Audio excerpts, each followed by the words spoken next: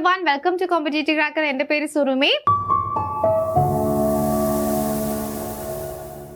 നിങ്ങൾ എല്ലാവരും സെറ്റ് ഹിന്ദിയുടെ എക്സാമിന് പ്രിപ്പയർ ചെയ്യുന്നവരായിരിക്കും അല്ലേ? അപ്പോൾ സെറ്റ് ഹിന്ദിയുടെ എക്സാം ഒരുപാട് തവണ എഴുതിയിട്ടും നിങ്ങൾ എന്തുകൊണ്ടാണ് ക്വാളിഫൈ ചെയ്യാത്തത് നിങ്ങൾ ആലോചിച്ചിട്ടുണ്ടോ? ചിലപ്പോൾ കറക്റ്റ് ആയിട്ടുള്ള ഒരു സ്റ്റഡി പ്ലാന്റെ കുറവ് കൊണ്ടായിരിക്കാം മേ ബി നിങ്ങൾ ക്വാളിഫൈ ചെയ്യാത്തത്. അപ്പോൾ ഞാൻ ഇന്ന് നിങ്ങളുടെ മുമ്പിൽ എത്തിയിരിക്കുന്നത് CCയുടെ സ്റ്റഡി പ്ലാനുമായിട്ടാണ്. നമുക്ക് ഇന്ന് സ്റ്റഡി പ്ലാൻ ഒന്ന് നോക്കിയാലോ? നോക്കാം. 120 ഡേയ്സിൻ്റെ CCയുടെ സ്റ്റഡി പ്ലാൻ ആണിത്. ഇതിൽ ഫസ്റ്റ് നമ്മൾ ഡേ 1 നമുക്ക് നോക്കാം. Adikal and Bhaktikal up to Sufi Kavya.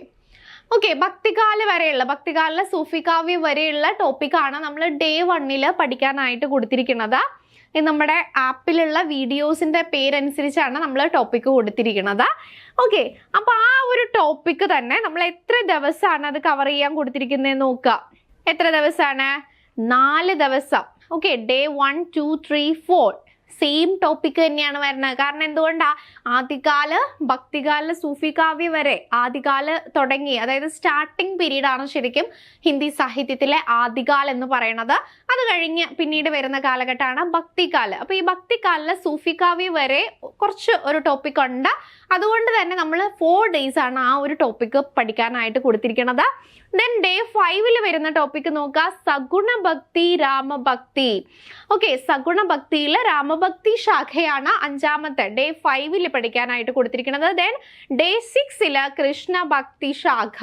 അങ്ങനെ നമ്മുടെ ആദ്യകാലം ഭക്തികാലം ഒരു വീക്ക് കൊണ്ടാണ് നമ്മൾ കവർ ചെയ്യുന്നത്.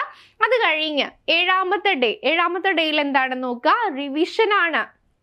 ഓക്കെ, 7ാമത്തെ ഡേയിൽ റിവിഷൻ ആണ് കൊടുത്തിരിക്കുന്നത്. അപ്പോൾ കറക്റ്റായിട്ട് ഇതുപോലെയുള്ള സ്റ്റഡി പ്ലാൻ ഉണ്ടെങ്കിൽ തന്നെ നിങ്ങൾക്ക് മനസ്സിലാവും കറക്റ്റായിട്ട് ഒരാഴ്ച കൊണ്ട് തന്നെ നമ്മൾ 2 ഭാഗം ഹിന്ദി സാഹിത്യത്തിലെ 2 പ്രധാനപ്പെട്ട ഭാഗങ്ങളാണ് ആദ്യകാലം ഭക്തികാലം. അത് ഒരു വീക്ക് കൊണ്ടാണ് നമ്മൾ സിമ്പിളായിട്ട് പഠിച്ചു കഴിഞ്ഞത്. ഓക്കെ, അപ്പോൾ ഇതുപോലെയുള്ള സ്റ്റഡി പ്ലാൻ ആണ് CCയിലുള്ളത്.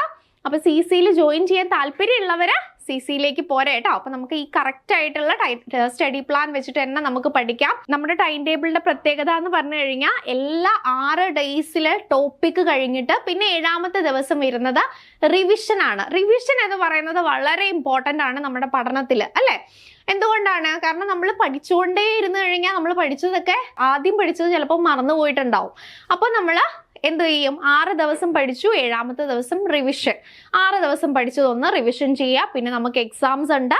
എക്സാംസ് അറ്റൻഡ് ചെയ്യുമ്പോഴേക്കും നമ്മൾ പഠിച്ചത് നമുക്ക് നല്ല രീതിയിൽ റിവിഷൻ ചെയ്ത് എക്സാം എഴുതുമ്പോൾ തന്നെ നമ്മൾ എന്താണ് പഠിച്ചതെന്നുള്ള കാര്യത്തിൽ നമുക്കൊരു ബോധം ഉണ്ടാവും.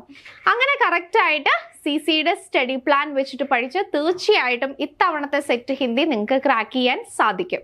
നമ്മുടെ നെക്സ്റ്റ് സെറ്റ് എക്സാം വരുന്നത് ജനുവരി 2026 അപ്പോൾ അതുവരെ നമുക്ക് കറക്റ്റായിട്ട് നമ്മുടെ സിലബസ് അനുസരിച്ച് കറക്റ്റായിട്ടുള്ള ഒരു സ്റ്റഡി പ്ലാനോട് കൂടി നമ്മൾ പഠിക്കുകയാണെങ്കിൽ തീർച്ചയായിട്ടും ഇത്തവണത്തെ സെറ്റ് നമുക്ക് ക്രാക്ക് ചെയ്യാം. നമ്മുടെ CCയുടെ പ്രത്യേകത exclusive live classes, personal mentorship, PDF notes, recorded classes, weekly exams എന്നിവയാണ്. അപ്പോൾ ജോയിൻ ചെയ്യാൻ താല്പര്യമുള്ളവരെ എത്രയും പെട്ടെന്ന് താഴെ കാണുന്ന നമ്പറിലേക്ക് കോൺടാക്ട് ചെയ്യുക. നമ്മുടെ ചാനൽ ആദ്യമായിട്ട് കാണുന്നവരാണെങ്കിൽ നമ്മുടെ ചാനൽ ലൈക്ക് ചെയ്യുക, ഷെയർ ചെയ്യുക, സബ്സ്ക്രൈബ് ചെയ്യുക. താങ്ക്